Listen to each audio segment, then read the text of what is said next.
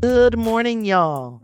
It's Tuesday, December 30th. I am Tasha Pierce, and thank you for joining me once again on the Daily Run with Miss Main Event. Everybody has their favorite picks to win Unrivaled, but I'd like to know yours. And why is it the Hive? It better be the Hive. I have got data that says the Hive are going to be a real threat. Plus, we're tracking the financial drama with Grand Slam track and the countdown to Volleyball Super Week. Now that you know where we're going, let's run. We start on the court. We are 6 days out from Unrivaled's tip-off, y'all. And a popular narrative right now is that Missed Basketball Club with Brianna Stewart and Enrique Ogumbuale, Alicia Gray, Veronica Burton, Alana Smith, and Lee Yuru. Yeah, that's starting to sound like a super team, right? And it sounds like the super team to beat. And on paper, 100%. They have the biggest names and some straight up weapons. So sure, they are, on paper, the team to beat. But I'm still looking at the Hive. In a 3-on-3 game, you don't win by trading baskets. You win with stops. Now, I use a metric called DUS, which is Defensive Unit Score, and the Hive ranks third in the league. And one of the biggest contributing factors to that is Ezi Magbegor. Now, she led the WNBA in blocks, and in this format, a block is a momentum swinging play. Yes, it's a momentum swinging play in the W2, but it's counting for way more when you do it in 3-on-3.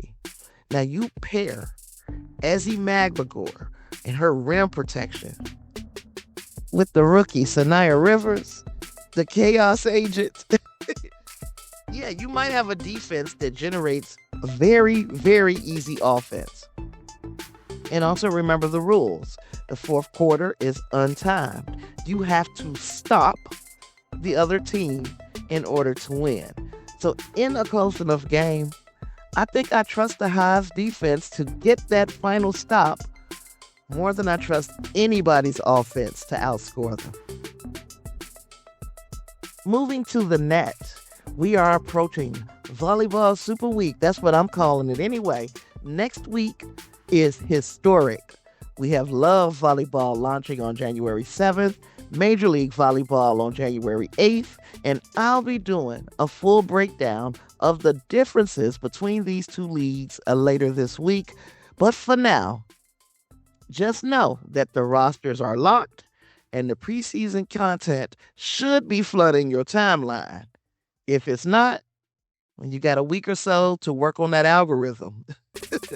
Now, on the track, we have to talk about the business side of Grand Slam track. And you guys remember, I did a pretty deep dive into Grand Slam track. So if you want more information on the financial fallout of Grand Slam track, check out that episode. Now, there are reports swirling around about financial restructuring and bankruptcy protection filings for Michael Johnson's league. Now, as somebody who tries to cover the business side of women's sports, this is a critical story because we want these leagues to succeed, but the capital intensive nature of launching a pro league is absolutely brutal.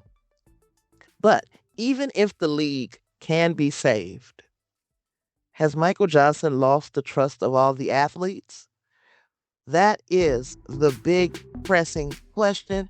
I'm monitoring this very closely to see how it impacts some of the world's top athletes in the upcoming season. And now, I want to circle back to my Hive take for a minute because I'm telling you, the X factor that people are missing is the court spacing for Saniya Rivers.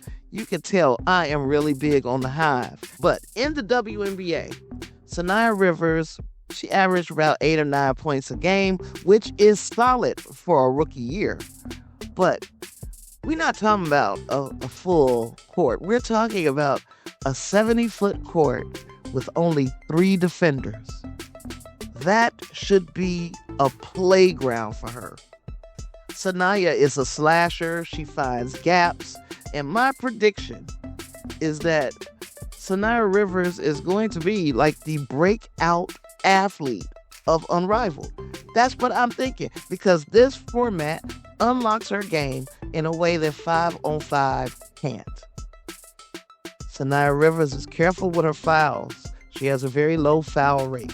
She takes care of the ball, and she is playing next to Sonia Citron, Kelsey Mitchell, Ezi Magbegor.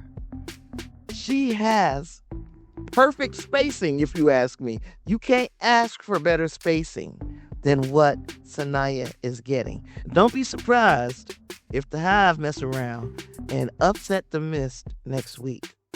I'm telling you, the math supports it. All right, y'all, that's the briefing for this Tuesday. I want to hear from you.